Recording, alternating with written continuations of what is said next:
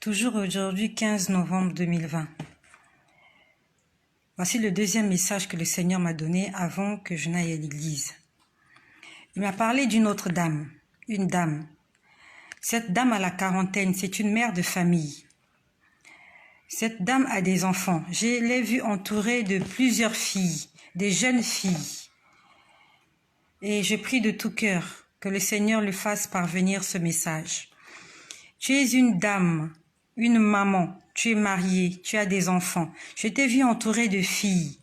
Je ne sais pas si tu as des garçons, mais tu as plus de filles que de garçons. Si tu as des garçons, tu dois en avoir un, parce que j'ai vu 3 ou 4 filles qui t'entouraient. Et actuellement où je parle, tu exerces un ministère, tu as un ministère. Tu as été oint pour la sacrificature. Tu as été oint pour paître le peuple de Dieu. C'est à toi que je m'adresse. Tu portes des verres correcteurs.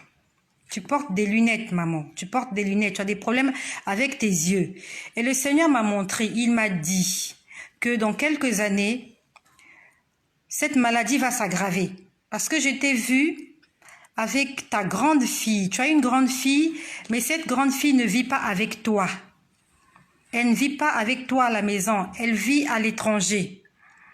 Et je t'ai vu avec ta fille, ta grande fille, vous étiez en train de prier, tu étais assise sur une chaise, elle était debout et tu lui tenais les mains, tu lui disais « Prie pour moi, prie pour moi ». Elle était en train de prier pour tes yeux parce que tu étais atteinte de cécité, tu ne voyais plus, tu étais complètement aveugle. C'est ce que le Seigneur m'a montré ce matin, c'est une femme, tu es une femme pasteur, tu es mariée. Tu as 3 ou 4 filles. J'ai vu des filles autour de toi. Si tu as un garçon, tu dois en avoir un seul. Tu portes des lunettes. Et le Seigneur m'a montré que dans quelques années, tu auras un problème de cécité. Parce que je t'ai vu prier avec ta grande fille. Cette grande fille ne vit pas actuellement ensemble avec vous à la maison. Elle est à l'étranger. Elle vit ailleurs. Et c'est à elle que tu demandais de prier pour tes yeux parce que tu ne voyais plus, tu souffrais de cécité. Au nom de Jésus, selon ce qui a été écrit dans Marc au chapitre 16, verset 17, que voici les miracles qui accompagneront ceux qui auront cru. En mon nom, ils chasseront les démons. Si le Seigneur me l'a montré, c'est parce qu'il m'a demandé de prier pour toi.